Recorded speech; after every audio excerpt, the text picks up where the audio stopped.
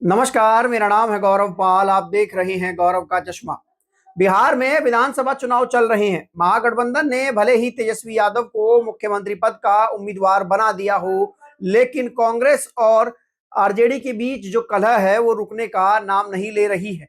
आज भी अभी भी जब सारे पर्चे वापस लिए जा चुके हैं, प्रचार जोरों शोरों पर चल रहा है। ऐसी कई सीटें हैं जहां पर आरजेडी और कांग्रेस के उम्मीदवार आमने सामने हैं। और जो आरजेडी और कांग्रेस में बिहार में चल रहा है उसका कहीं ज्यादा एडवांस वर्जन आपको उत्तर प्रदेश में भी देखने को मिलेगा। जी हाँ, उत्तर प्रदेश में अखिलेश यादव और राहुल गांधी की जोड़ी 2027 के चुनाव तक जाएगी या नहीं जाएगी, इस पर अब संशय होने लगा है, क्योंकि बिहार में जो हुआ उसको देखते हुए यह साफ हो गया है कि उत्तर प्रदेश में अगर इस तरीके से हालात बनेंगे तो गठबंधन तो बिल्कुल भी नहीं चलने वाला है। साथ ही साथ अखिलेश यादव ने अपनी तैयारी अकेले लड़ने की भी कर ली है दोस्तों। जी हां, बड़ी खबर यह है। इस पूरी खबर पर चर्चा करेंगे, विश्लेषण करेंगे और जानेंगे कि आखिर आगे क्या होने वाला है। क्या कांग्रेस सपा के साथ जाना नहीं चाहती या फिर सपा ही कांग्रेस का साथ छोड़ना चाहती है?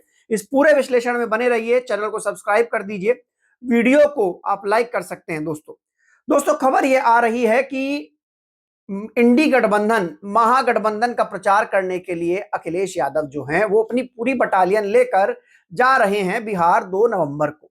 अब यह देखा जाए कि अखिलेश यादव वहां पर जो चुनाव प्रचार करने जा रहे हैं वो आरजेडी के लिए जा रहे हैं या कांग्रेस के लिए जा रहे हैं, यह अपने आप में एक बड़ा सवाल है। क्योंकि कुछ सीटें ऐसी है जहां पर कांग्रेस और आरजेडी के उम्मीदवार आमने सामने हैं। अब बड़ी बात यह है, वहां पर अगर अखिलेश यादव प्रचार करते हैं तो वो किसके लिए प्रचार करेंगे? कांग्रेस के लिए करेंगे या आरजेडी के लिए करेंगे?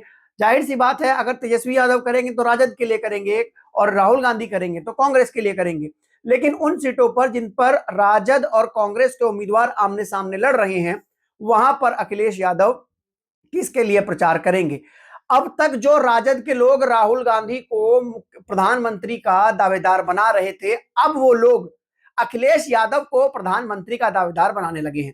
प्रियंका देशमुख एक महिला है जो कि आरजेडी की प्रवक्ता है, उन्होंने एक ट्वीट किया है और ट्वीट करते हुए लिखा है अखिलेश यादव फॉर पीएम।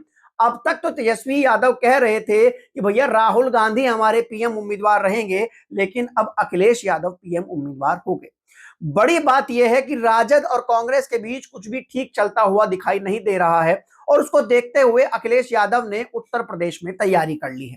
बताया यह जा रहा है कि उत्तर प्रदेश में अखिलेश यादव 403 सीटों पर उम्मीदवार ढूंढ रहे हैं। जी हां, सपा और कांग्रेस जो गठबंधन में होने का दावा करते हैं, गठबंधन की बात की जाती है, वो अखिलेश यादव अब अकेले 403 सीटों पर उम्मीदवार ढूंढ रहे हैं और 403 सीटों पर उम्मीदवार ढूंढने के लिए उनकी पार्टी जो है वो प्रक्रिया आगे चला रही है। खबर जो है वो अंदर से बाहर आ रही है।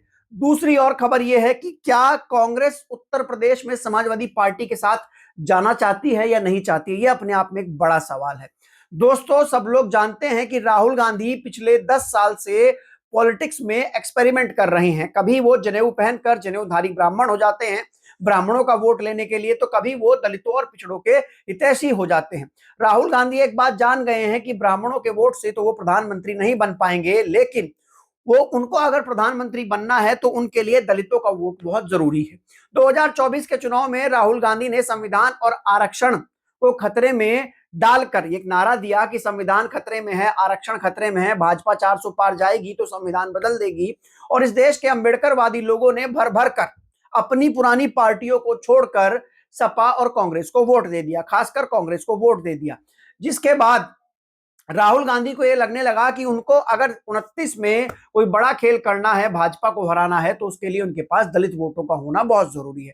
राहुल गांधी ने दलित इंटेलेक्चुअल्स को भी मोबिलाइज करना शुरू कर दिया, लेकिन वो दलित इंटेलेक्चुअल्स राहुल गांधी को कितने दलित वोट दिलवा सकते हैं, ये बात तो दलित इंटेलेक्चुअल्स भी जानते हैं, हम भी जानते हैं और राहुल गांधी भी जानते हैं।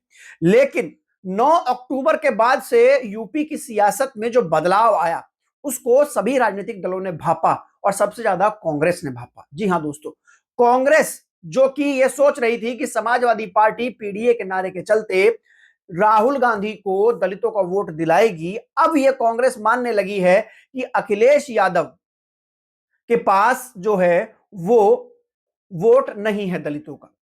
जी हां, अखिलेश यादव के पास दलितों का वोट नहीं है, जो दलितों का वोट था वो बहन जी ने एक झटके में छीन लिया। ये बात राहुल गांधी भली भांति जान गए हैं और ये बात अखिलेश यादव भी जान गए हैं कि उनके साथ जो दलित था वो अब बसपा की ओर वापस जा चुका है।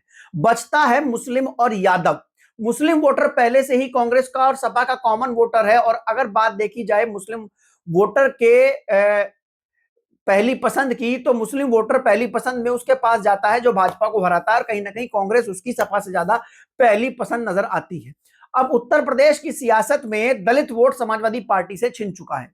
पीडीए में से डी गायब हो चुका है। अगला नंबर जो है वो बहन जी पी का लगा रही है, यानी पिछड़े का लगा रही हैं और आगे बात जो है वो ए तक भी जाएगी। हालांकि बहन जी के लिए मुस्लिम मतलब अल्पसंख्यक नहीं, मुस्लिम मतलब मुस्लिम है। अखिलेश यादव के लिए, राहुल गांधी के लिए मुस्लिम मतलब अल्पसंख्यक हो सकता है, लेकिन बहन जी के लिए मुस्लिम मतलब मुस्लिम है। ऐसे में राहुल गांधी के लिए सबसे बड़ी समस्या यह आकर खड़ी हो गई है कि अगर 2027 के चुनाव में वो समाजवादी पार्टी के साथ रहते हैं तो उनका जो सपना था दलित वोटों को लेने का, उनका जो सपना था दलित वोट पाने का, वो जो है वो अधूरा रह जाएगा, क्योंकि दलित वोट जो है वो अब समाजवादी पार्टी से और भाजपा से बैक हो चुका है। तो जाहिर सी बात है कि अखिलेश यादव कांग्रेस के ऊपर दबाव बना रहे हैं।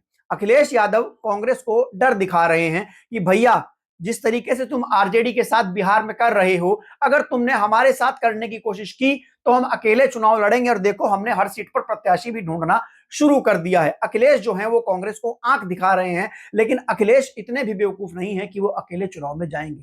जी हाँ, अखिलेश यादव एक बहुत चतुर श्रेणी के राजनेता हैं। वो जानते हैं किस तरीके से राजनीति करनी है, वो जानते हैं किस तरीके से राजनीतिक समीकरण बिठाने हैं और वो 2027 के समीकरण आज से ही बिठाने में लगे हुए हैं। वो कांग्रेस के ऊपर दबाव बना रहे हैं और ऐसा नहीं है कि अखिलेश यादव के लोग कांग्रेस में नहीं है। अखिलेश यादव के बहुत सारे लोग कांग्रेस में हैं जो कांग्रेस पार्टी में रहकर समाजवादी पार्टी के लिए काम करते हैं। तो ऐसे में अखिलेश यादव अपने लोगों से दबाव बनवा रहे हैं कांग्रेस पर कि सपा जो है वो 403 सीटों पर उम्मीदवार ढूंढ रही है, वो कांग्रेस को अपने साथ नहीं लेगी। कांग्रेस ने जिस तरीके से आरजेडी के साथ बिहार में किया, अगर ऐसा हमारे साथ किया गया तो हम तो भैया एक झटके में गठबंधन तोड़ देंगे। इस तरीके का माहौल बनाने की कोशिश अखिलेश यादव कर रहे हैं और अखिलेश यादव ये माहौल बनाकर, ये डर बनाकर कांग्रेस को अपने साथ रखना चाहते हैं। कांग्रेस को छोड़ना नहीं चाहते हैं, कांग्रेस को जाने देना नहीं चाहते, क्योंकि अखिलेश जानते हैं कि कांग्रेस अगर ये जो इंडी गठबंधन है सपा और कांग्रेस का, ये छोड़कर किसी और पार्टी के साथ गठबंधन में जाती है तो फिर अखिलेश यादव का बहुत बुरा हाल हो जाएगा और उनका मुस्लिम वोटर भी उनसे चला जाएगा। अखिलेश महज 7% पर आ जाएंगे। तो ऐसे में उत्तर प्रदेश में अखिलेश जो हैं और राहुल जो है उनकी जोड़ी को लेकर एक संशय बना हुआ है। जबकि राहुल गांधी ने यह बात कई बार कबूली है कि बिना बसपा के भाजपा को हराना मुमकिन है। उन्होंने रायबरेली में यह बात कही थी कि 2024 के चुनाव के बाद जब वो रायबरेली पहुंचे, उन्होंने वहां पर दलित छात्रों के साथ संवाद में कहा था कि बिना बहन जी के भाजपा को हराना मुश्किल है, बहन जी हमारे साथ होती तो हम भाजपा को हरा देते। तो राहुल गांधी जानते हैं कि बसपा का महत्व क्या, और यह बात उन्होंने तब कही थी जब बसपा कमजोर हुआ करती थी। अब बसपा मजबूत बसपा हो रही है और ताकतवर बसपा हो रही है।